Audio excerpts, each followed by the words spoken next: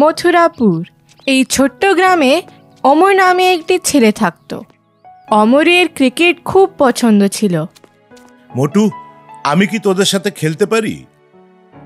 আমাদের টিমে? দেখ অমর, আমাদের টিমে খালি ভালো খেলোয়াড়রাই খেলতে পারে।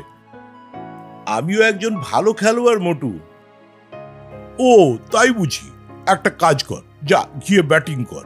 অমর খুব খুশি হয়ে ওখানে ব্যাটসম্যানের থেকে ব্যাট নিয়ে নেয় আর মন্টু নিজের বলারের কাছে যায়।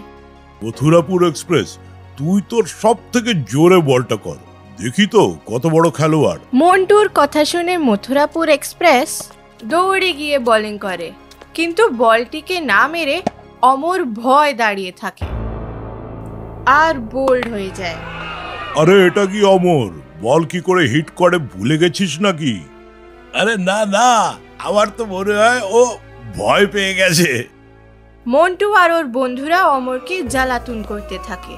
এটা শুনে অমর ওখান থেকে পালিয়ে যায় আর নিরাশ হয়ে বাড়ি ফেরে।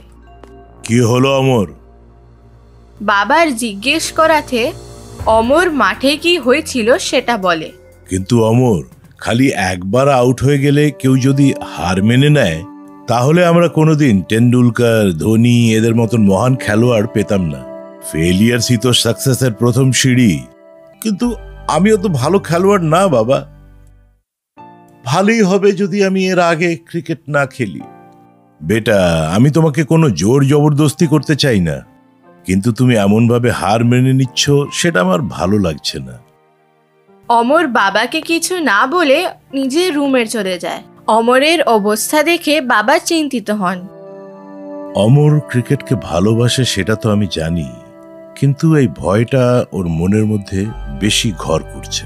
ভগবান, এর ভয়ের থেকে বেরোবার তুমি কোনো রাস্তা দেখাও। এক রাতে অমর একলা রাস্তায় হাঁটছিল। তখনই সেই নির্জন রাস্তায় অমরের সামনে একটা বুড়ো সাধু আসে। দাঁড়াও বাবা, তোমাকে খুব হয়রান দেখছি। না না সাধু বাবা, এমন কোনো কথা নেই। মিথ্যে কথা বলো না, আমি আমার দিব্য শক্তি দিয়ে তোমার হয়রানি বুঝতে পেরে গেছি। তুমি অনেক বড় ক্রিকেটার হতে চাও, তাই তো? ওরে পাস, এটাই নি কি করে জেনে গেলেন? এটা ভাবছো আমি কি করে সব জেনে নিলাম?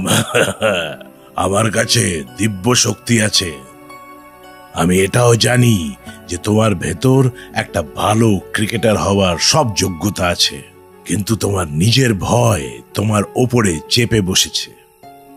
হ্যাঁ বাবা, চিন্তা করো না, আমার কাছে এর সমাধানও আছে। এই নাও।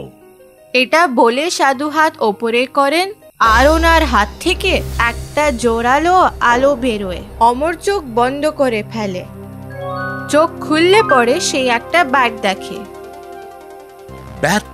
এটা এমনি সেমনি ব্যাট না, এটা একটা মায়াবী ব্যাট। মায়াবী ব্যাট? হ্যাঁ, এই ব্যাটের ভেতর তেন্ডুলকার, কোহলি, ধোনি সবার শক্তি আছে। এই ব্যাটটাকে যে ব্যবহার করবে তাকে কেউ হারাতে পারবে না। সত্যি? 16 আনা সত্যি। যাও, এই ব্যাট তোমার স্বপ্ন অবশ্যই পুরো করবে। ধন্যবাদ, ধন্যবাদ সাধু বাবা। সাধুকে ধন্যবাদ দিয়ে অমর ব্যাটটা নিয়ে দৌড়ে বাড়ি ফেরে। সে মায়াবী ব্যাটটা অমরের ভেতরে কনফিডেন্স ভরে দেয়। আর পরের দিন অমর মাঠে নামে। মোটু, আমাকেও তোদের টিমে নিয়ে নে না, আমিও খেলতে চাই। আগে ওই ছোট্ট বাচ্চাগুলোর কাছে বল ব্যাট কি করে খেলে সেটা তো শেখ, তারপর আমাদের সাথে ম্যাচ খেলতে আসিস, যা। আরে আজকে আমি খুব ভালো খেলবো মোটু।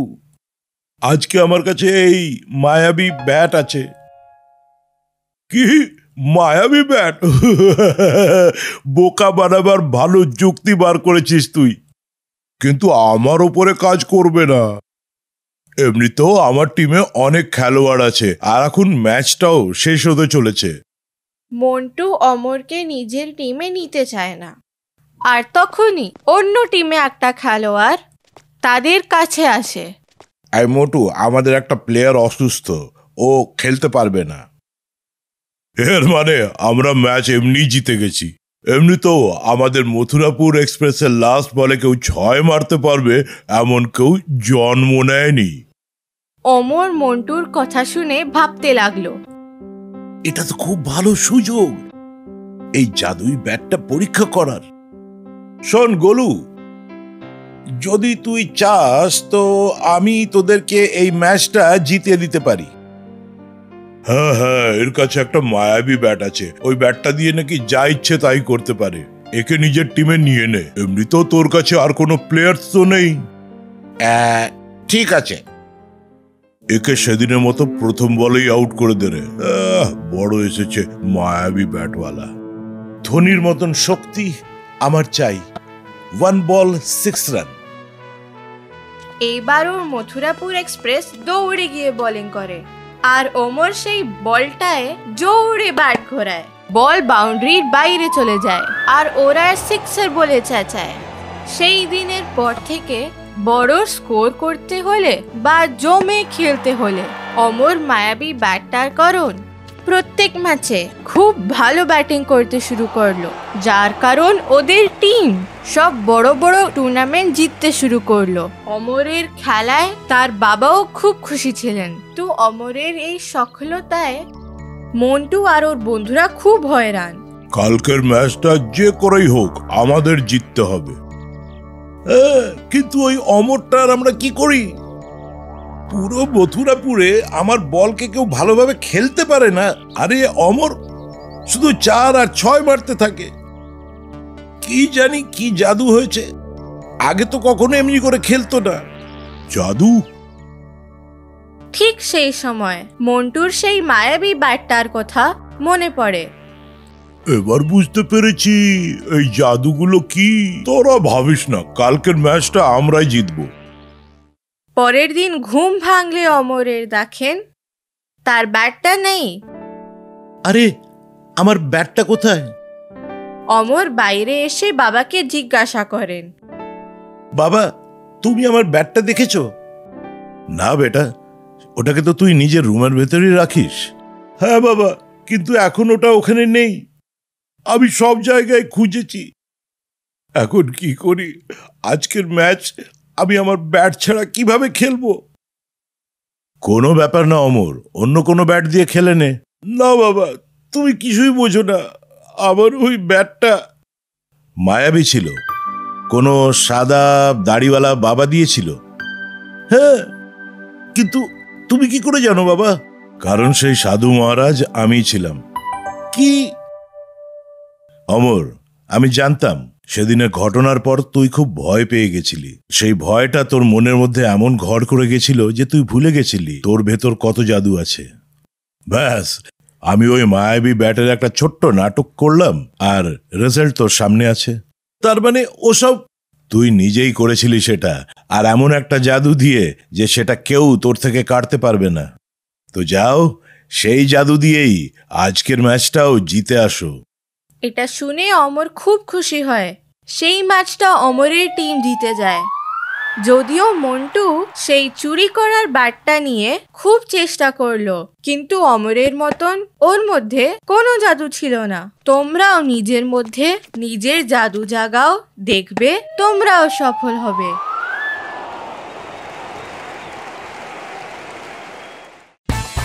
পাপা টিভি।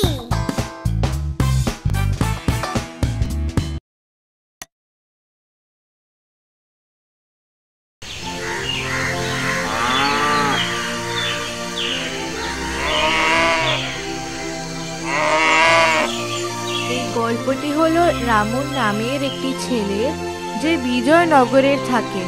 রামুন রোজ সকালে জঙ্গলে গিয়ে কাঠ কেটে নিয়ে আসতো, আর সেগুলি বিক্রি করে নিজের অন্ধ মা বাবার পেট ভরত।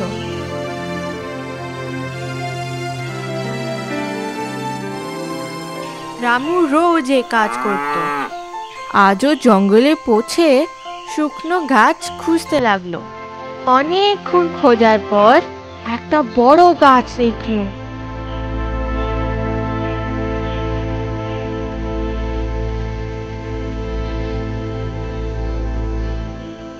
এটা কি গাছ? আমি এই ধরনের গাছ আগে তো দেখিনি। যাকগে, কোনো গাছ পাওয়া তো গেল। আমার তো মনে হয়েছিল আজকে না খেয়েই রাতটা কাটাতে হবে। রামু নিজের কুড়ুল দিয়ে যেই গাছটি কাটতে যাচ্ছিল, একটা জোরে আওয়াজ শুনতে পেল। রামু ভয় এদিক ওদিক তাকাতে লাগলো। কে কে কে আওয়াজ দিল? আরে বলো না ভাই। রামু কিছুক্ষণ এদিক ওদিক দেখে, আর যখন ভরসা হয় যে কেউ নেই, তখন আবার কাটতে শুরু করে। মনে হয় ক্লান্তির জন্য আমি ভুলভাল শুনছি। তাড়াতাড়ি গাছটি কেটে নিয়ে কাঠগুলো নিয়ে ব্যাপারীকে বিক্রি করে দিই। রামু আবার কুড়ুল দিয়ে গাছতে কাটতে যায়। এবার আরো জোরে ওই আওয়াজটি শুনতে পায়। আরে দাঁড়াও বললাম তো। এবার রামু গাছটিতে একটা মানুষের মুখ দেখে, আর ওর হাত থেকে কুড়ুলটা পড়ে যায়। সে ভয়ে পিছিয়ে যায়। দেখুন ভূত বাবা, আমাকে আমাকে মাফ করে দিন। আমার থেকে খুব বড় ভুল হয়ে গেছে। আমি জানতাম না আপনি এখানে থাকেন, নয়তো আমি কখনোই কাটতাম না।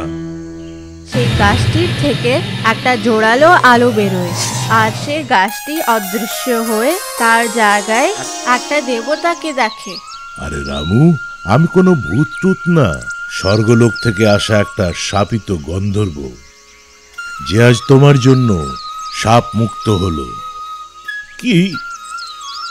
আমার ভুলের জন্য আমাকে মাফ করে দিন গন্ধর্ব মহারাজ। আরে মাফ না, আজকে আমি তোমাকে একটা বর দেব। কি বর?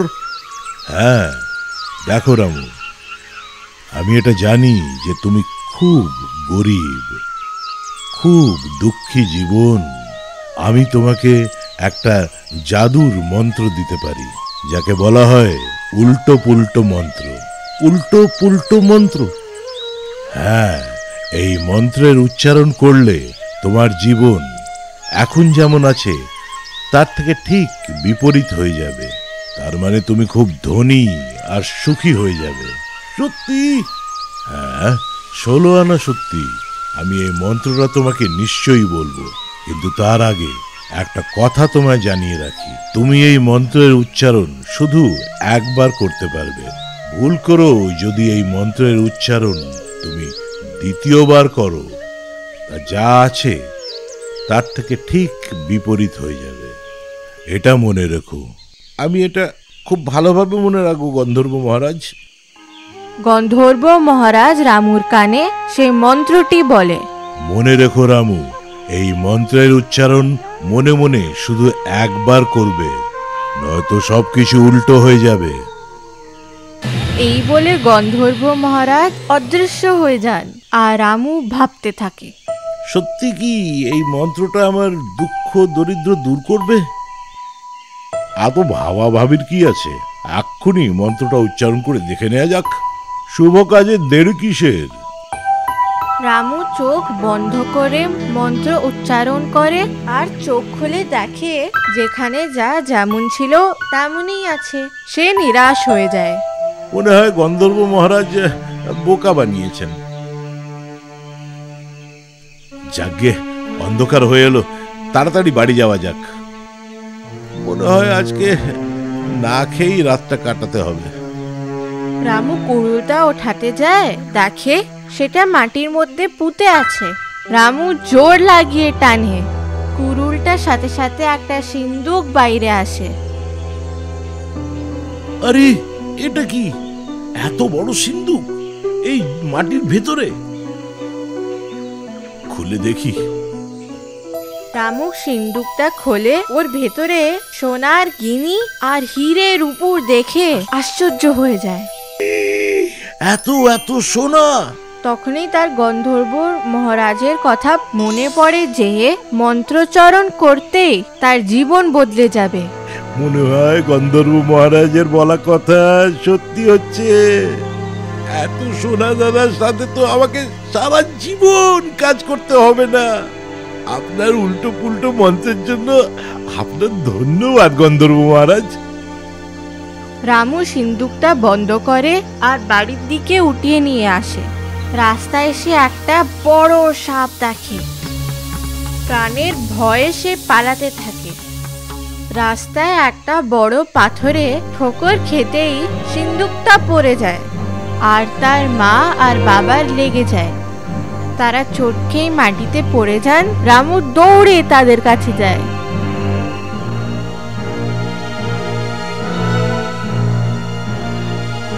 মা, বাবা, তোমরা ঠিক আছো তো? বেশি লাগেনি তো?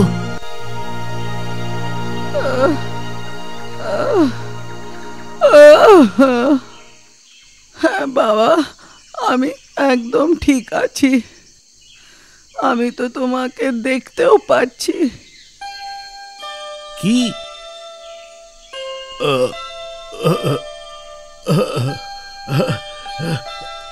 আমিও আমিও তোমাকে দেখতে পাচ্ছি বাবা। সত্যি বাবা, এটা তো চমৎকার বাবা, এটা তো চমৎকার। হ্যাঁ বাবা, ঠিক বলেছো তুমি।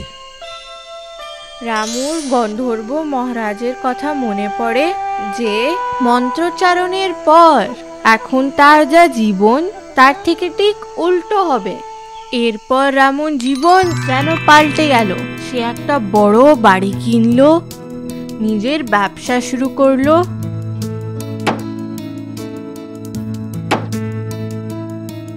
একটা খুব সুন্দরী মেয়ে মেঘালির সাথে বিয়ে হলো। মেঘালি তার নিজের বাবা মার থেকেও বেশি যত্ন করত। গন্ধর্ব মহারাজের উল্টো পুল্টো মন্ত্রের জয় হোক। এত সব পাওয়ার পরেও রামু লোভ বাড়তে লাগলো। কি হলো রামু? খুব বিপর্যস্ত দেখতে পাচ্ছি। এই ধনী হওয়া কি কোনো ধনী? কত লোকের কাছে আমার থেকে কত বেশি পয়সা আছে, বাংলো আছে, গাড়ি আছে। সত্যি কথায় এরাই খুশি। বাবা, একটা কথা মনে রেখো, পয়সা হওয়া আর সুখে থাকা দুটো আলাদা জিনিস। যা আছে তাতেই খুশি হও। হ্যাঁ বাবা, দেখো তুমি এতদূর নিজের পরিশ্রম আর একাগ্র চিত্ত বলে পৌঁছেছ। এইভাবেই যদি পরিশ্রম করতে থাকো, যদি চাও তো ওই পর্যন্ত পৌঁছাতে পারবে। সময় আগে আর দরকার থেকে বেশি কিছু পাওয়া যায় না। মা বাবা, তোমাদের এই পুরনো খেয়াল না তোমরা নিজের কাছে রাখো। আমি যদি তোমাদের মতন ভাবি তো জীবনে কোনোদিন কিছু হতে পারবো না। হোক না পুরনো, কিন্তু আমাদের ভাবনা 16 আনা সত্যি হয়। বাকি তুমি দেখে নাও। আমি এতদূর আমার পরিশ্রম না, উল্টো পুল্টো মন্ত্রের সাহায্যে পৌঁছেছি। আর আমার মনে হয় আমার সমস্যার সমাধানও এইটাই। আমার কি মনে হয়, আমাকে না আর একবার ওই মন্ত্রটা উচ্চারণ করা উচিত। তাহলে আমি আরো বেশি পয়সাওয়ালা হয়ে যাব। রামুর গন্ধর্ব মহারাজের সতর্কতা মনে পড়ে যে এই মন্ত্রের দ্বিতীয়বার উচ্চারণ যেন না করে। আমার মনে হয় না একবার মন্ত্রটা বললে এমন কিছু বিগড়ে যাবে। রামু চোখ বন্ধ করে উল্টো পাল্টা মন্ত্র উচ্চারণ করতে শুরু করে। চোখ খুলতেই সে নিজেকে সেই পুরনো অবস্থায় পায়। আরে, আমি এখানে কি করে এলাম? আমার বাংলো, গাড়ি সব কোথায় গেল? গন্ধর্ব মহারাজের সতর্কতা তার আবার মনে পড়ে। আর এবার রামু প্রত্যেকটি কাছে গন্ধর্ব মহারাজকে খুঁজতে শুরু করে। গন্ধর্ব মহারাজ আমার থেকে ভুল হয়ে গেছে। আমি আর কখনো করবো না। আমাকে আবার থেকে সুখী বানিয়ে দাও গন্ধর্ব মহারাজ। ওই মন্ত্রটা কি ছিল? রামু মন্ত্রটি মনে করার চেষ্টা করে, কিন্তু পারে না। শেষে নিজের অবস্থা দেখে জোরে জোরে কাঁদতে শুরু করে। কি ছিল সেই মন্ত্রটা? ও ওম ওম উল্টায়, না না না, ওম পাল্টায়, না না, কি ছিল গন্ধর্ব মহারাজ, কি ছিল মন্ত্রটা? এই গল্পটির থেকে আমরা শিখতে পাই যে লোভ সব থেকে বড় পাপ। পাপা টিভি।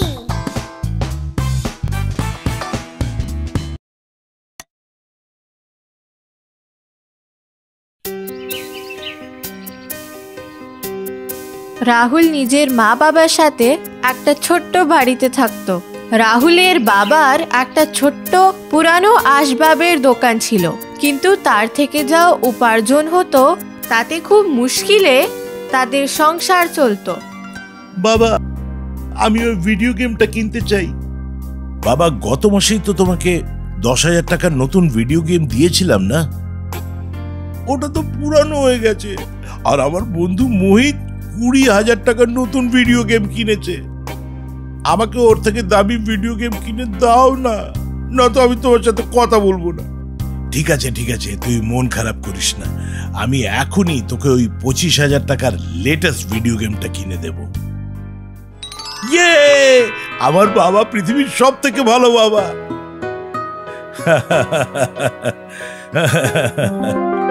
রাজনের বাবা দোকানদারকে পয়সা দেয় আর নতুন গেম কিনে নেয়। তাই দেখে রাহুলের বাবার চেহারা ম্লান হয়ে যায়। পাপা, এই রাজেন তো কিছুই বোঝে না। টিচার আমাদের কতবার বুঝিয়েছে যে এই ভিডিও গেম খেলা উচিত না, নয়তো আমাদের চোখ খারাপ হয়ে যায়। পাপা, তুমি আমাকে কখনো এই ধরনের জিনিস এনে দিও না, যাতে আমার শরীর খারাপ হয়ে যায়। চলো বাড়ি চলো।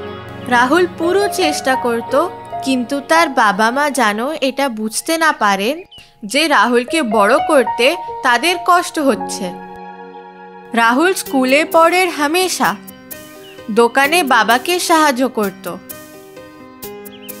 বেটা, ওই বাক্সটা উঠিয়ে বইয়ের বাক্সর সাথে রেখে দাও তো। হ্যাঁ পাপা। রাহুল বাক্সটা নিয়ে ভেতরে চলে যায় আর বাকির বাক্সের সাথে ওটাকে রেখে দেয়।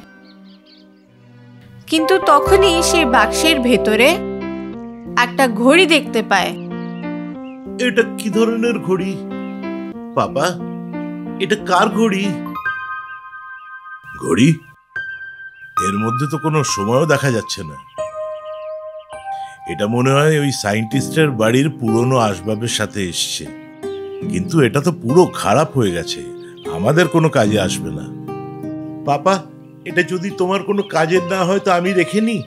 হ্যাঁ, তুই চাইলে রেখে নে, কিন্তু সময় তো এটা বলবে না তুই এটা নিয়ে কি করবি। এমনি খেলার জন্যে, যা তোর ইচ্ছে। রাহুল খুব খুশি হয়ে ঘড়িটা উল্টে পাল্টে দেখতে লাগলো।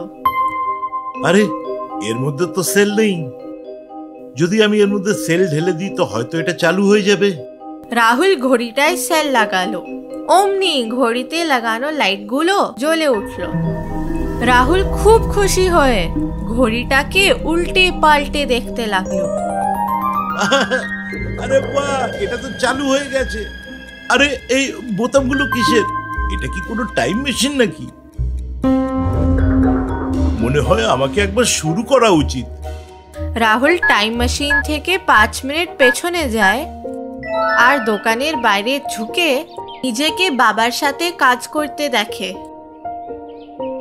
বেটা, ওই বাক্সটা উঠিয়ে বইয়ের বাক্সর সাথে রেখে দাও তো।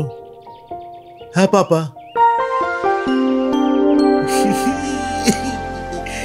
এর মানে আমি যেটা ভেবেছি সেটা একদম সত্যি। এই মায়াবী ঘড়ি দিয়ে আমি সময়ের আগে আর পেছনে যেতে পারবো। এর সাথে তো অনেক কিছু বদলাতে পারবো। মায়াবী ঘড়িটার দিয়ে কি করবে রাহুল সেটা ভাবতে লাগলো, আর সে একটা আইডিয়া পেল। মায়াবী ঘড়িটার সাহায্যে রাহুল 5 দিন আগে বাজারে যায় আর একটা লটারির দোকানে গিয়ে জেটবার লটারির নম্বরটা দেখে। এবার আমরা গরিব থাকবো না, এখন আমি যা চাই তাই নিতে পারবো। রাহুল এটাই ভাবছিল, তখনই ওর সামনে একটা 50 বছরের বুড়ো লোক এলো। কি এই লটারির টিকিট দিয়ে নিজের ভবিষ্যৎ চেঞ্জ করবে ভাবছো? কিন্তু একটা কথা মনে রাখো, পরিশ্রম না করার পয়সা কারোর হয় না। যত তাড়াতাড়ি আসবে তার থেকে অনেক আগে সেটা বেরিয়ে যাবে, কিন্তু যেতে যেতে সে একলা যায় না। এটা তুমি কি করছো? এটাই বলছি যে সফলতার রাস্তায় কোনো শর্টকাট হয় না বেটা, মনে রেখো। এটা বলে লোকটা ওখান থেকে চলে গেল। এটা কে ছিল আর কি বলছিল? যাকে এসব ভাবার জন্য আমার কাছে সময় নেই, এখন আমাকে ফেরত যেতে হবে। রাহুলের প্ল্যান সাকসেসফুল হয়ে গেল, আর 5 দিন পরে তার বাবা 5 কোটি টাকা লটারিতে জিতল। রাহুলের বাড়িতে সব সুখ এলো, যেটা সে চেয়েছিল, কিন্তু এর সাথেই ওদের জীবনে এলো নতুন মুশকিল। কোনো কাজ না করে পাওয়া পয়সার দাম রাহুলের বাবা বুঝতে পারলেন না, আর জুয়োতে সব টাকা হেরে গেলেন। তাদের ঘরদোর সব বিক্রি হয়ে গেল। তারা আবার থেকে ওখানেই পৌঁছে গেল যেখানে ছিল। কি বলেছিলাম আমি? পরিশ্রম না করার উপার্জন কারোর হয় না। যত তাড়াতাড়ি আসবে তার থেকে তাড়াতাড়ি চলে যাবে, কিন্তু যেতে যেতে সে একলা যায় না। এবার যেতে যেতে ও তোমার বাবার পরিশ্রম করার অভ্যাসটা নিয়ে গেছে। উনি আগের মতো আর পরিশ্রমের রুটি উপার্জন করতে পারবেন না। এবার আমি বুঝলাম, ভবিষ্যতে না গিয়ে আমাকে বাবার ভূতকালে যাওয়ার উচিত ছিল, যেখানে পরিশ্রম করে উনি বড় লোক হয়ে যাবেন, যাতে সে পয়সা তিনি জুয়া খেলে না উড়িয়ে দেন। হ্যাঁ, আমি এটাই করব। তুমি এখনো আমার কথা বুঝতে পারলে না? কোনো ব্যাপার না, এটাও করে দেখে নাও। রাহুল মায়াবী ঘড়িটার সাহায্যে 20 বছর পেছনে চলে যায়, আর সে দেখে তার বাবা একটা গাছতলায় আরাম করছে। সারাদিন এই ঠান্ডা ছায়ায় বসে থাকার মজাই আলাদা। না কোনো কিছুর চিন্তা, না কোনো কিছুর উদ্বেগ।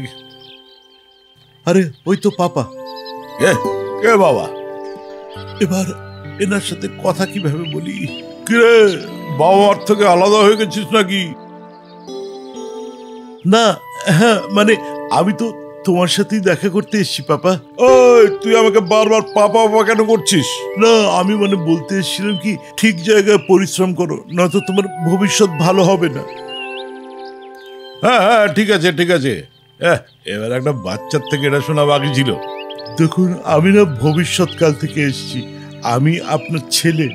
আমাদের ভবিষ্যৎ ভালো না, কিন্তু সেই জন্য আমি এখন থেকেই তোমাকে বলতে এসেছি, যদি আপনি ভালোভাবে পরিশ্রম করেন তো সেটাকে বদলাতে পারবেন। প্রথমে তুই কি বলছিস আমি সেটাই বুঝতে পারছি না। আর তুই যদি সত্যি ভবিষ্যৎ থেকে এসছিস তো আস্তে আস্তে জিতবার লটারির নাম্বারটা নিয়ে আসতিস।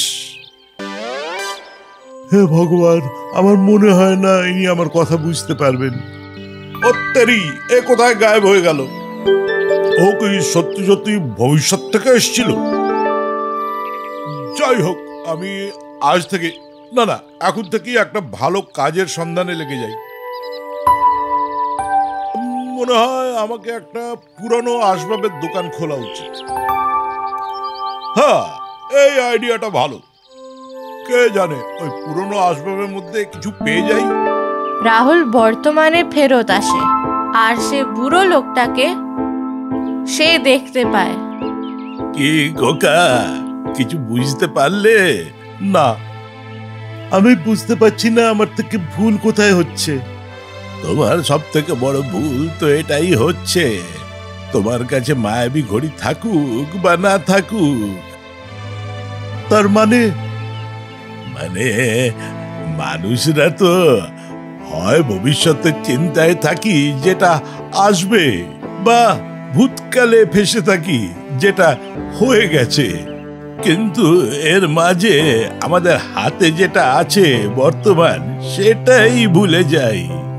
ওই বর্তমান যেখানে কিছু করে নিজের ভূতকালের ভুলগুলো ঠিক করতে পারো, আর ওই বর্তমান যেখানে তোমার ভবিষ্যৎ সুরক্ষিত, সেটা তো কেউ ভাবেই না। এবার বুঝে গেছি আমাদের ভূত আর ভবিষ্যতের চিন্তা না করে বর্তমানে বেঁচে থাকা উচিত। একদম ঠিক। আপনার অশেষ ধন্যবাদ বাবা, আপনি তো আমাকে এই জীবনের শিক্ষা দিয়ে দিয়েছেন। বাবা, আমি আপনাকে জিজ্ঞাসা করতে ভুলে গেছি, আপনার নামটা কি? রাহুলের কথা শুনে সেই বুড়ো লোকটা হাসতে শুরু করে আর নিজের স্যুটের হাতাটার ওপরে করে নিজের মায়াবী ঘড়িতে হাত রাখে। সেটা দেখে রাহুল আশ্চর্য হয়ে যায় আর বুড়ো লোকটা বলে, আমি তোমার ভবিষ্যৎ, আর বোতাম টিপে সে অদৃশ্য হয়ে যায়।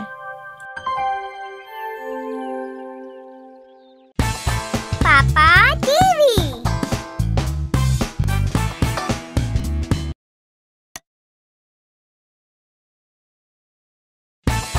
পাপা টিভি।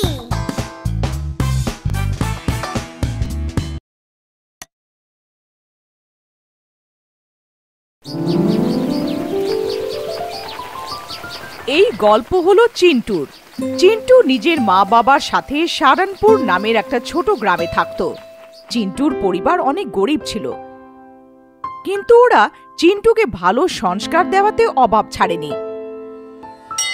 চিন্টু বয়সে অনেক ছোট হয়েও অনেক বুঝদার ছিল আর নিজের ঘরের লোকেদের অভাব জানতো। হে ভগবান, আপনি তো আমার ঘরের অবস্থাটা জানেন।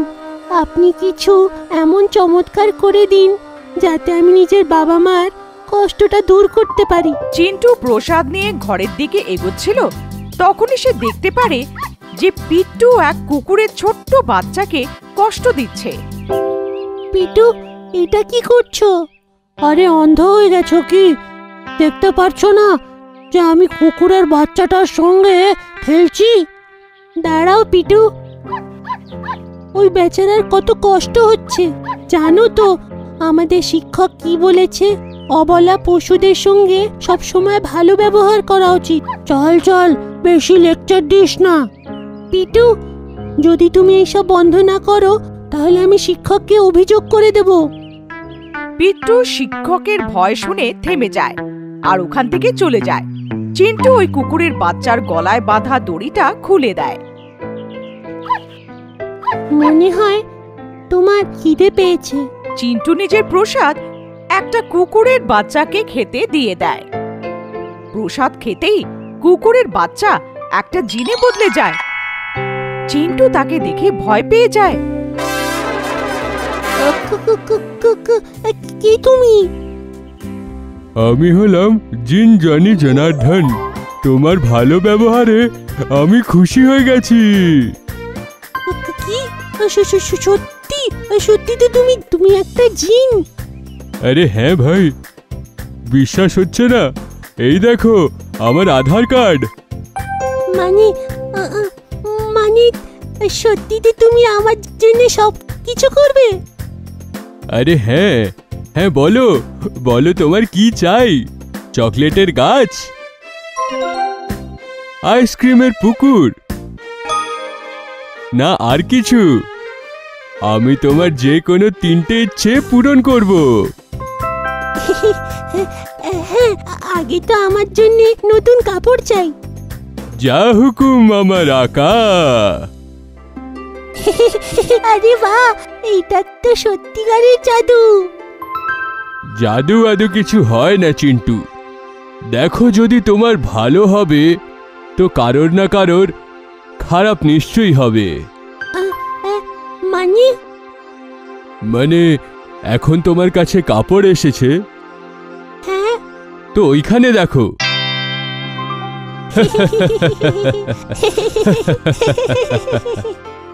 এখন বুঝলে? জিন মশাই, পিটুর কাপড় ফেরত দিয়ে দিন। জিন মশাই, আমার কারোর কোনো জিনিস ছিনিয়ে নিয়ে নেওয়ার নেই, কারোর কোনো ক্ষতিরও করার নেই। আমার বাবা মা সবসময় খুশি থাকুক এমন আশীর্বাদ দিন। চিন্টু, তোমার বাবা মা সব সময় খুশি থাকবে। এই হয়ে গেল তোমার দ্বিতীয় উইশ পূরণ।